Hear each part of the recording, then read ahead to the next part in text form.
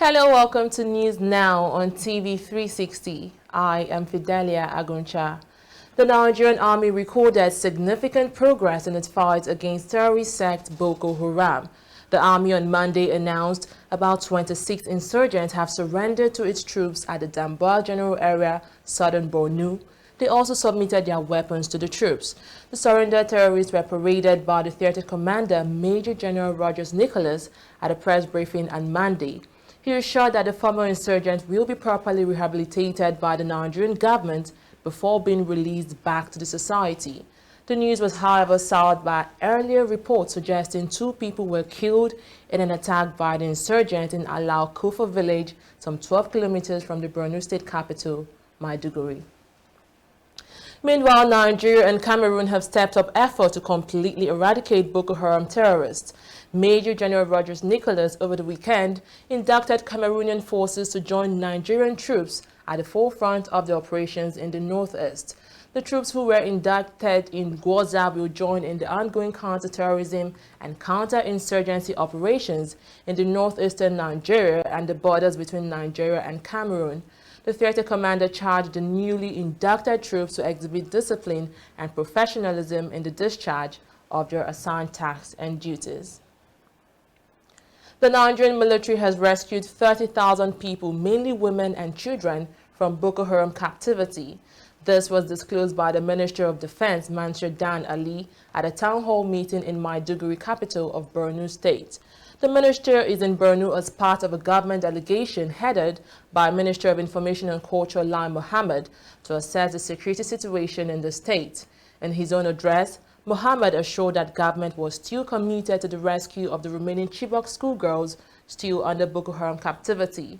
He also revealed that government is scaling up humanitarian response in collaboration with international partners. There was a mild drama at the Federal High Court in Abuja after a former publicity secretary of the opposition People's Democratic Party, Olisami II, arrived in court on a stretcher. His lawyers had claimed he was ill, but the judge insisted that he appear in court or have his bail revoked. Following the judge's order, Mitu appeared in court on Monday, but on a stretcher. After seeing the former spokesperson in court on a stretcher on Monday, the judge adjourned the matter to March 15, 2018. In what looked like a drama, former publicity secretary of the PDP, Olisami II, was wheeled into the courtroom on a stretcher. The court had ruled that Metu be brought to the court after EFCC objected to a long adjournment sought by his counsel.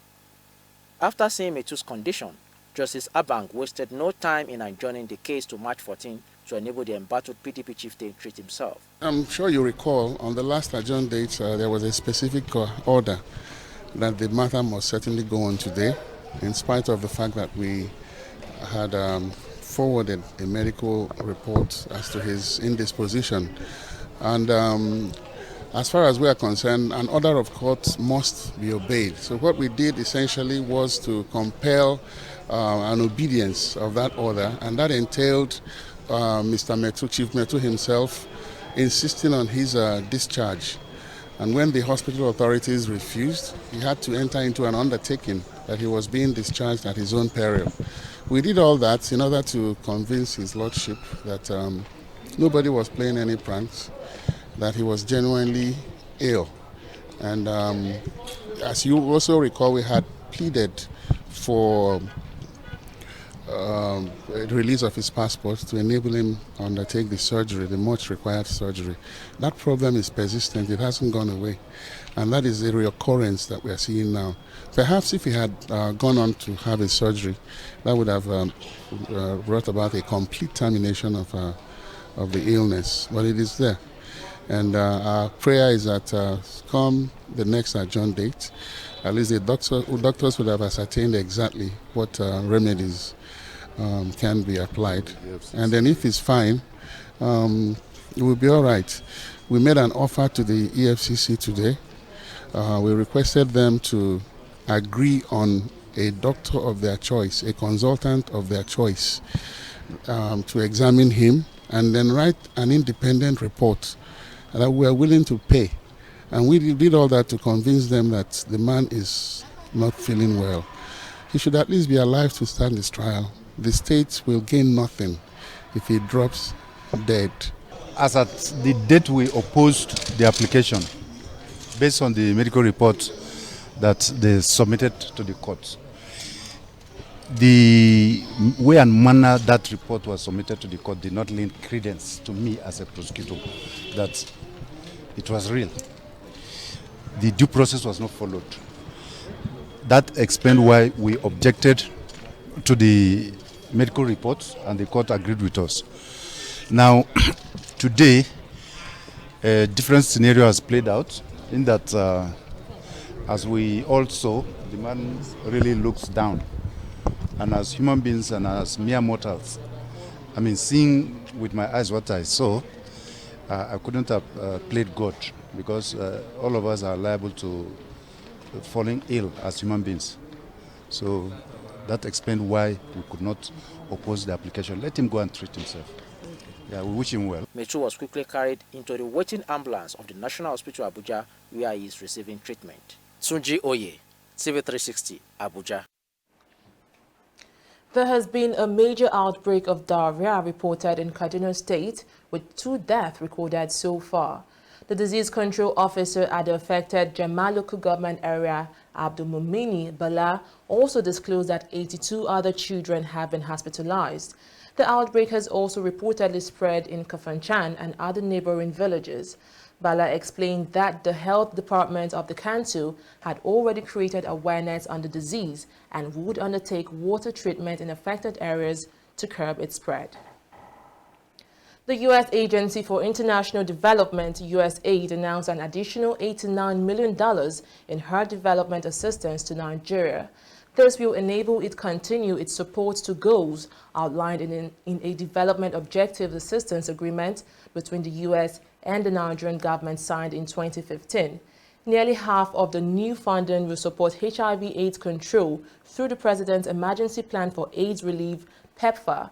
The remainder will help Northeast Nigeria increase agricultural productivity and economic growth, strengthen education, support good governance, and improve water and sanitation infrastructure. The new funding brings the total U.S. government assistance provided under the 5-year assistance agreement to $808.5 million. Medical practitioners from all over Africa have gathered in Nigeria's capital, Abuja, for the 2018 Africa Regional World Medical Association Conference. The topic is the globally discussed issue of euthanasia, the practice of intentionally ending a life to relieve pain and suffering. The medical practitioners are in Abuja to discuss the legality of the issue and when it can be best applied. The outcome of the deliberations is expected to form a new healthcare policy for medical practitioners globally.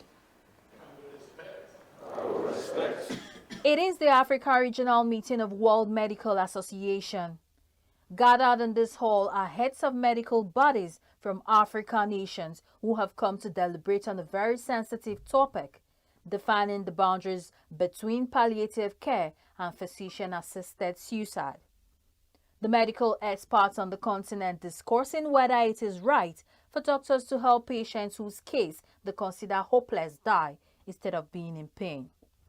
Leading the discussion is Michael Girima, president of the Nigerian Medical Association.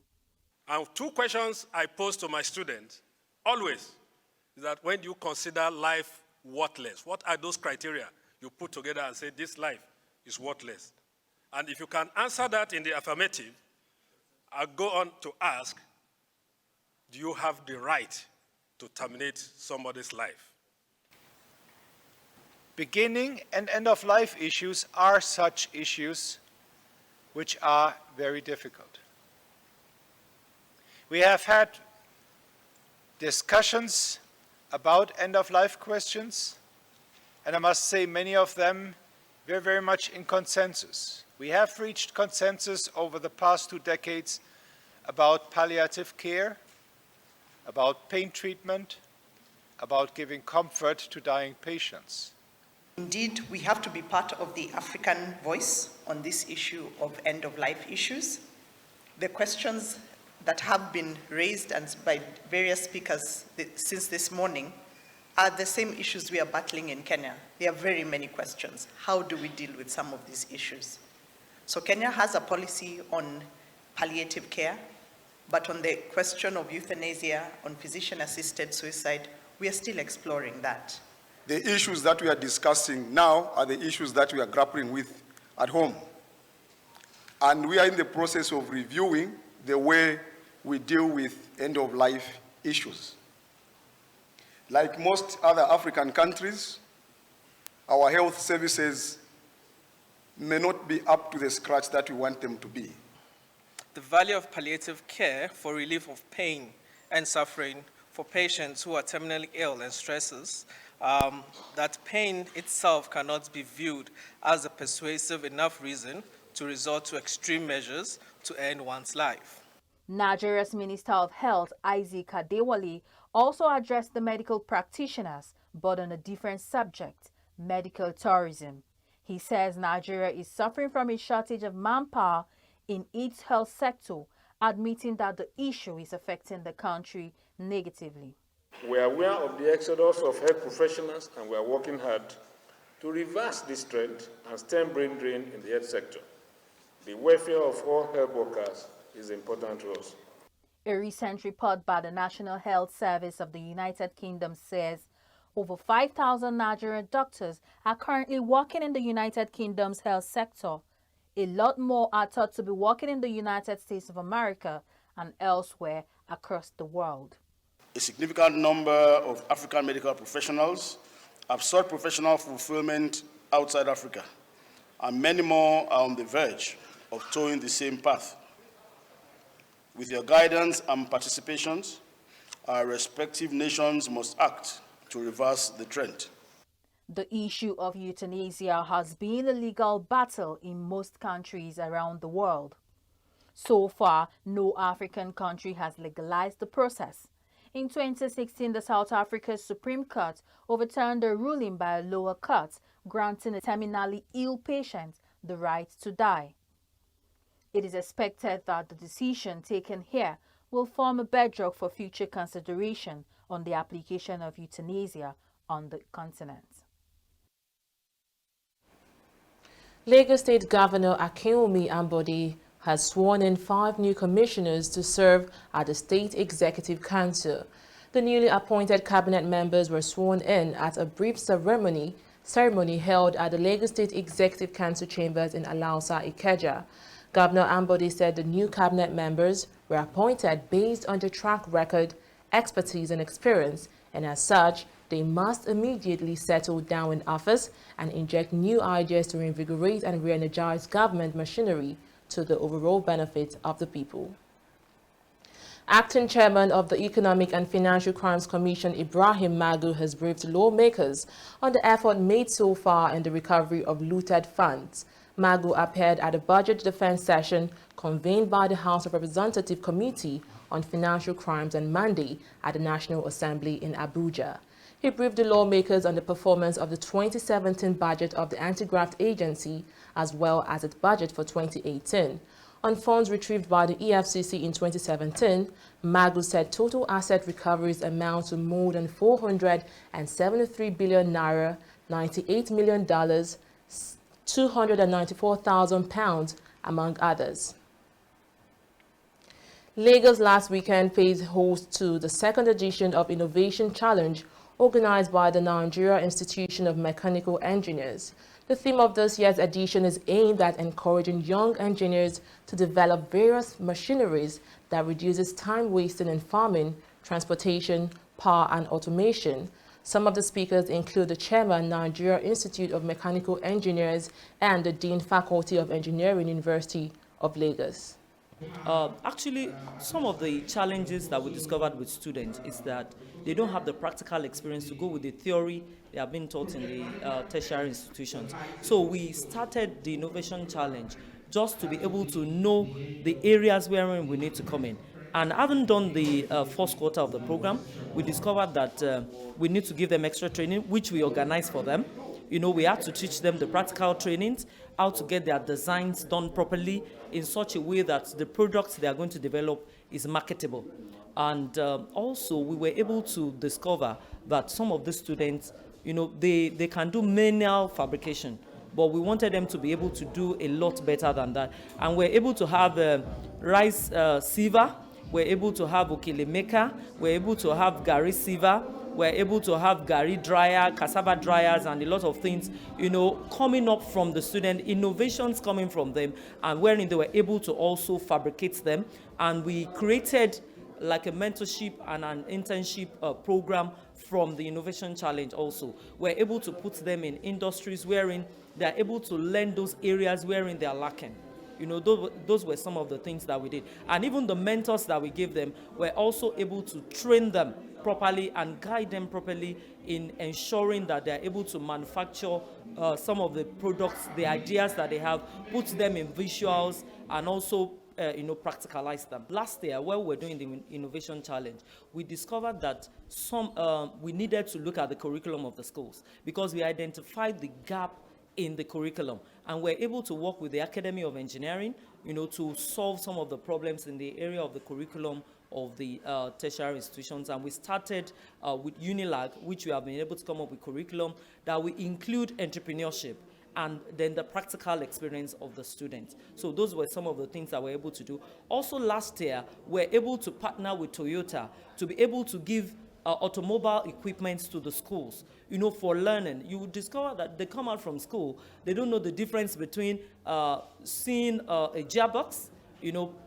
actually saying it, and just being able to move the gear. So we're able to give some of these things to the schools in partnership with Toyota to help the students to see exactly what they're going into and be able to actually practicalize them. You see, usually the tradition is that the lecturer stands out and is lecturing, reading notes, and students are taking notes. This is passive. It's passive nature, and around the world, people are now involved in what we call innovative teaching method. This includes project-based learning, problem-based learning, team-based learning, and collaborative learning. And these, in our association, African Engineering Education, we have actually organized several capacity building for engineering educators, so that we will shift, there will be a paradigm shift from the mode of lecture delivery. Once we engage in problem-based learning or project-based learning, it exposes the students to real situations so that they can, apart from the theory, they can also apply this one to practical problems of training engineers for the purpose of initiating, facilitating, and implementing the technological development in the societies. Engineers are to solve societal problems in a sustainable ways, using appropriate engineering tools to provide solutions to the problems.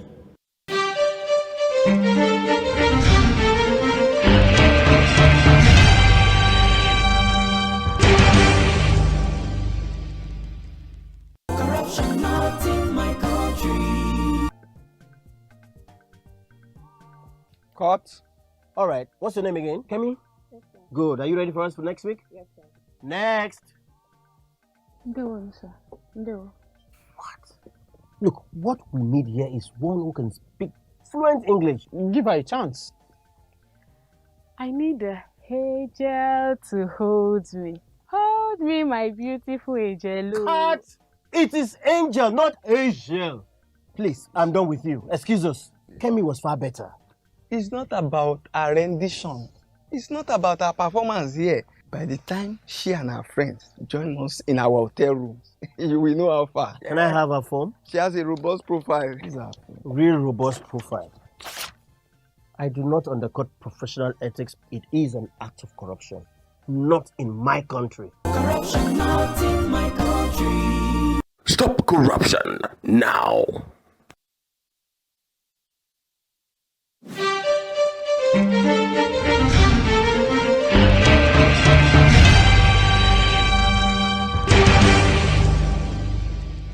Moving on to business now, the Nigerian Port Authority says it exceeded its revenue target for 2017 financial year. The agency generated 299 billion naira, past its target of 286 billion naira. Speaking at the weekend, Managing Director of NPA, Hadiza Bala Usman, commended all stakeholders for making the year a success, adding that efforts are in top gear to compel some terminal operators to pay their debts. Oil fell for a second day on Monday, nearing its lowest in a month as rising U.S. output and a weaker physical market added to the pressure from a widespread decline across equities and commodities. Friday's U.S. jobs report showed the fastest wage growth in nearly 9 years, worsened a broader market sell-off that was already underway as Wall Street stocks backed off record highs and a rising dollar dented commodities. Brent crude futures were down 36 cents at $68.22 a barrel, while U.S. crude fell 13 cents to $65.32 a barrel. An Ethiopian court sentenced a senior opposition leader to 6 months in jail for contempt of court. His lawyer is, however, accusing the court of jailing his client because he raised his hand when addressed by the judge rather than standing. The court ruling came despite a government push to release politicians jailed after mass protests broke out 3 years ago in the Oromia region over accusations of land grabbing. More than 2,000 political prisoners have been released since January as part of a package of reforms announced to try to calm lingering tensions. Jacob Zuma's future as South Africa's president is under threat as senior politicians hold an emergency meeting in Johannesburg. 20 of the African National Congress leaders are discussing Zuma's tenure a day after he reportedly refused to step down. Pressure is now growing for Zuma, who is facing corruption allegations, to go ahead of this week's State of the Nation address. His term is due to expire in 2019. On to sports now. A battling performance by the Super Eagles was not enough as hosts. Morocco defeated Nigeria 4-0 and won the African Nations Championship title in Casablanca on Sunday. In the event, Morocco became the first nation to win both senior men's title in the African continent, following from their triumph in the AFCON in Ethiopia 42 years ago. At the end, Nigeria celebrated a best-ever performance at the African Nations Championship, picking up the silver medals as the runners-up prize money of $750,000, better than the bronze medal outing in South Africa 4 years ago. The International Olympic Committee has barred 15 Russian athletes from the Pyeongchang Winter Games, defying the ruling of the Court of Arbitration for Sports that annulled their live bans. IOC said on Monday that the athletes remain barred as Russia's drug conspiracy continued to reoccur just days from the opening ceremony. The decision was taken after a special panel unanimously recommended that the IOC not extend an invitation to the Olympic Winter Games Pyeongchang 2018 to the 15 individuals. A new World Cup event featuring 8 of the top athlete nations will take place in London this year. Britain and the United States will take part along with South Africa, Poland, France, China, Germany and Jamaica in the inaugural competition scheduled for July 14 and 15.